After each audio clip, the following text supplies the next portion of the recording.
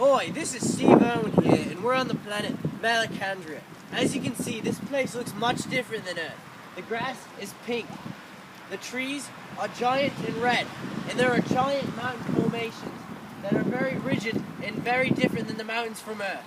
So today, we're going to explore this planet and all of its inhabitants, and specifically, we're going to go visit our friend Ransom and find out his story. He's a local philologist on the planet, so we're going to find out his story and how he got here and what has happened since he's arrived on the planet of Malacandria. Let's go!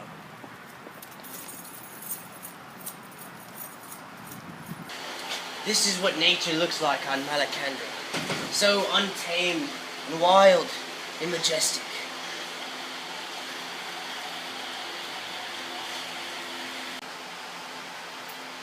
Wow, this is a rare occurrence on Malacandria. I've actually found a wild baby Hanokra. It's hiding in the plants over here. The thing that's so interesting about Hanokras is that when they're babies, they're land-born creatures. And when they get bigger, they're about 10 feet long. And they live in the water and they grow gills. But this one's just a baby and he's still living on the land. This is the exact type of creature that Ransom and the Harosa went on the hunt for, and they killed one of these. This is what they look like. Except the real ones are much bigger than this. It's so interesting. Such a beautiful specimen. So here we are in the lab, where I'm told that Ransom likes to do his work. So let's see if he's anywhere around. Excuse me, are you Mr. Ransom? Yes indeed. Well, hi Ransom. I'm Steve Irwin. Nice to meet you. Hello Steve, it's a pleasure to meet you.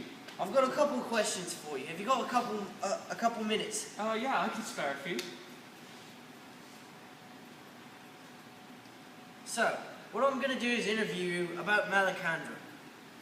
Okay. So tell me, are there stingrays here? No, but we do have a water snake-like dragon creature called Hanokra, which you happen to have wrapped around your throat right now. Are they dangerous? Not in the childlike form, thankfully. Oh, that's very interesting.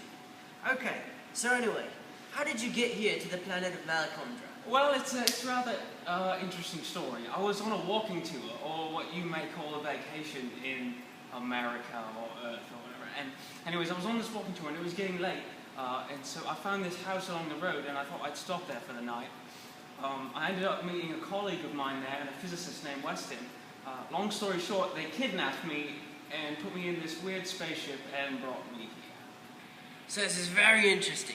He's on a walk and then he gets kidnapped by a colleague of his and a scientist. And then he ends up getting thrown into a ship.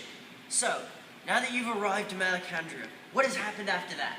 Well, when we arrived, we got out of the ship and we're on a beach, and so we had lunch. And in fact, we were attacked by an adult form of the Hanokra, and in the chaos, I escaped my captors and ran as far away as possible. Well, it's very interesting. So once you ran away, what happened afterwards? Well, I was very scared. I didn't know if I was going to survive or what dangerous inhabitants were on the planet.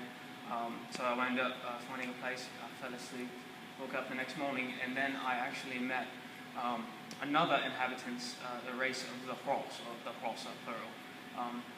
Interesting creatures indeed. His name was Hyoi. He was very friendly to me. He actually brought me back to his camp, and I began to learn about their lifestyle.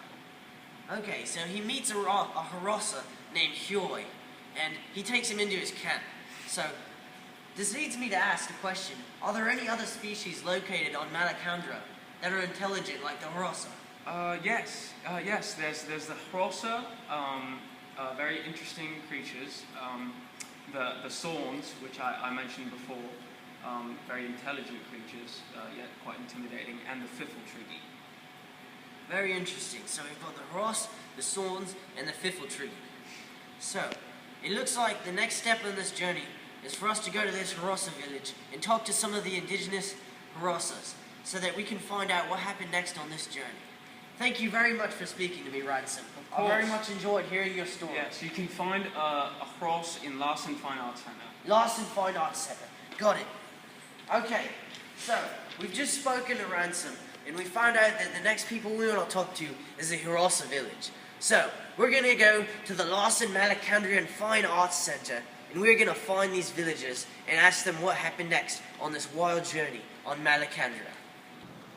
Alright, so we've just arrived at the Larson Fine Arts Center of Malacandrian Arts.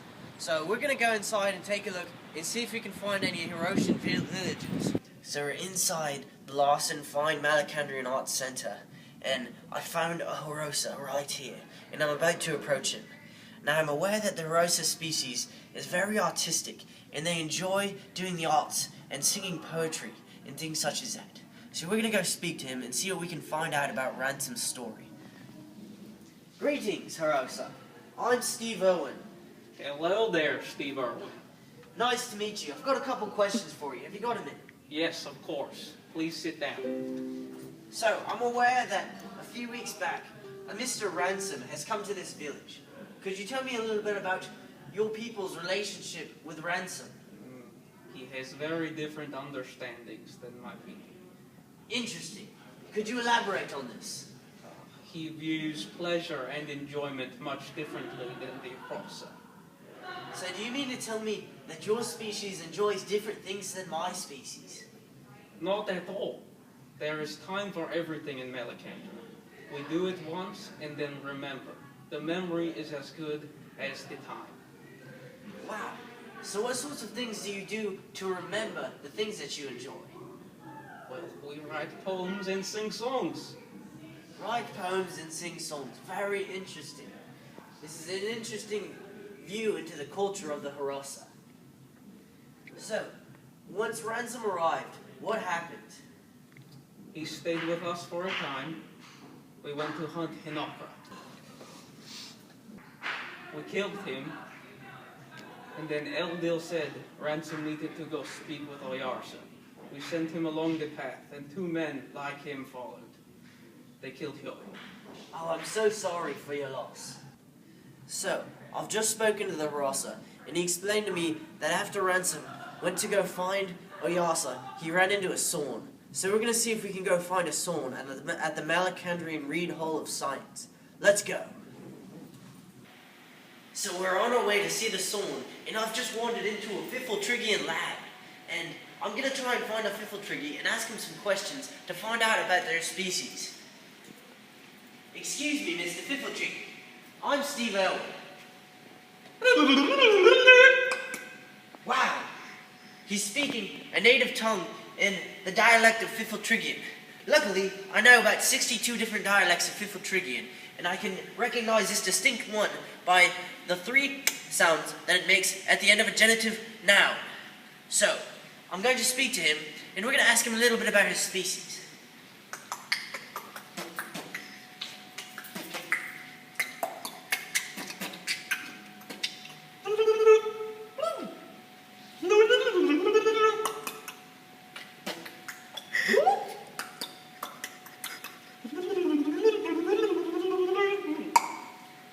Okay, so I've just asked him about his species. He says that the Fiffletriggy are very well known for working on and making machines and different things like this. And the Sorns are very known for their sciences and studying of the sky and the stars and the heavens.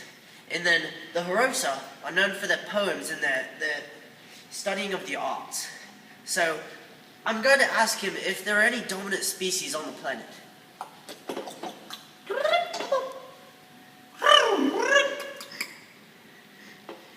He says that there are actually no dominant species on the planet, which is very different than Earth. In fact, they all serve the same purpose, which is to do what Hirosa says, and they all work in harmony with each other. I'm going to ask him if there is ever a circumstance in which one species would try to attack another species in order to advance their own species.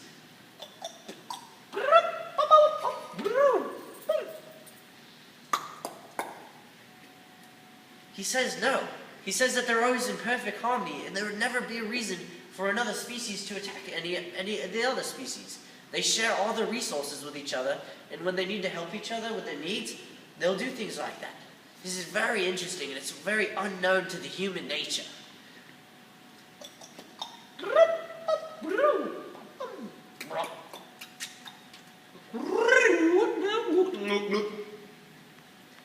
Well, let's move on and go find our Sorn friend. So here we are.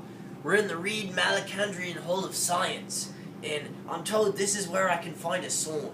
So we're looking around right now. You know, there's one right here. Let's go ask him a couple questions. Hello, Thorncandrian. Hello, Sorn. I'm Steve Irwin. What's your name? My name is Aubrey. Allgrey. Okay, could you tell me a little bit about yourself? Well, I am a Sorn. We are the intellectual race on Malacandra. Very interesting. Alright, so I'm aware that Malacandra is a very interesting place, and they have a lot of different religious views than we do on Thulcandra, otherwise known as Earth. So could you tell me a little bit about your religious views on this planet? Of course. We are ruled by Oyasa. He lives in Melador. Oyasa is neither like Sorn, nor Fiffletriggy, nor Rosa. He is the ruler of our planet, as every other planet also has Oyasa. They are in constant communication. There is also Meleldu the Young and the Old One, who is omnipotent and omnipresent. Very interesting. So this planet is ruled by an unknown being named Oyasa. So, could you tell me, have you encountered another human that looks like me named Ransom? Yes, I have indeed. He was quite curious. Oyasa told me to inform him of Malacandra and its beings and operation, as well as Thorncandra, your home planet, as you call Earth. Oyasa sent for me to bring him to you. Okay, so Ransom came and he found Allgrey here, and Allgrey took him almost all the way to Oyasa. Could you explain a little bit about what happened on that journey? Of course. Well, he came to my cave, and we had a long conversation about theology and science and the order of the universe. He slept, and we took a long journey, met Sorns along the way, and finally made it to Meladorn, where we met Oyasa. Might I add, that is a wonderful specimen of Hnokra you have there. Why, thank you. I found it myself. Did you know they are the deadliest creature on Malacandra? It's quite poisonous. Oh. Well. You can keep him. I think the next place that we've got to go on this journey is to go and find Oyasa. That way, we can find out the rest of the answers to this mysterious planet called Malacandra. Let's go. So here we are at the Burke Castle. This is where I'm told that Oyasa lives. I'm about to go into the castle, run up the stairs to the top floor, because they say Oyasa is at the very top of the castle, and I'm going to ask him some questions. And then we're going to find out the secrets of Malacandria. Let's go. So here we are at the Burke Castle, and all I've got to do is go up these stairs and find Oyasa. So, it shouldn't be a problem for me, because us Owens have great cardio. Let's go.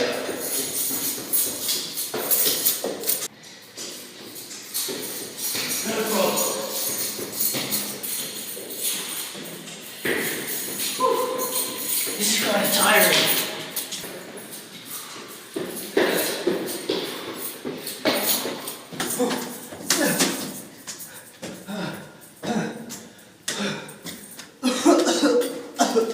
I'm not gonna make it.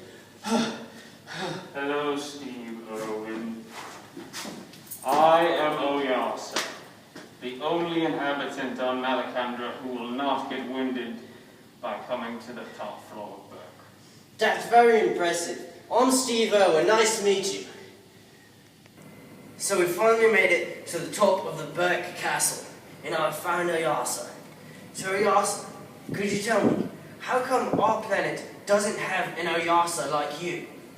Steve, your planet, Thulcandra, is the silent planet. Silent planet. Interesting. What do you mean by silent planet? Thulcandra, or Earth, once had an Oyasa like myself, but he became bent, or evil, as you would call it. So we buried him in the earth, silenced for eternity. That is why Earth is the silent planet. Your planet is dark and tainted. You do not live at peace like the inhabitants of Malacandra. Wow. So this answers so many of the questions that we've been after.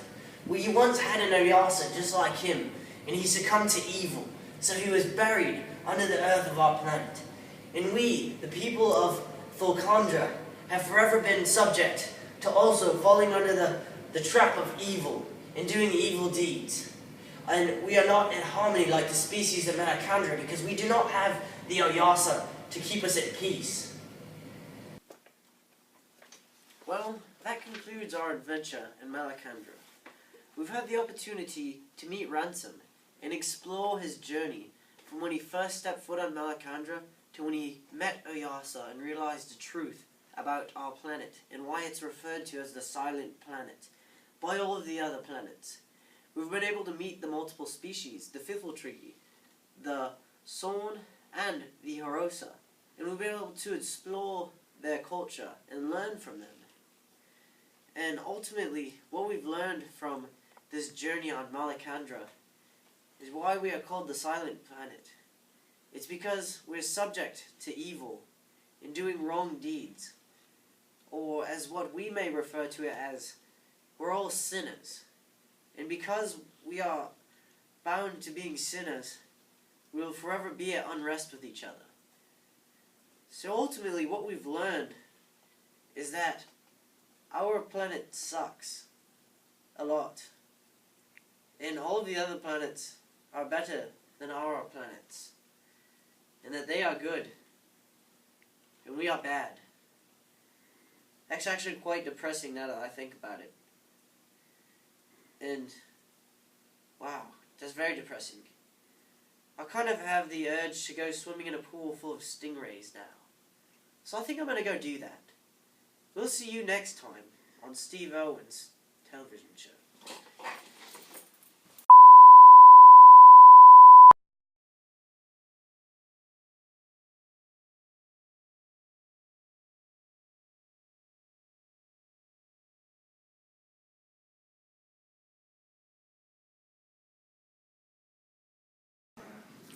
Haikus are awesome,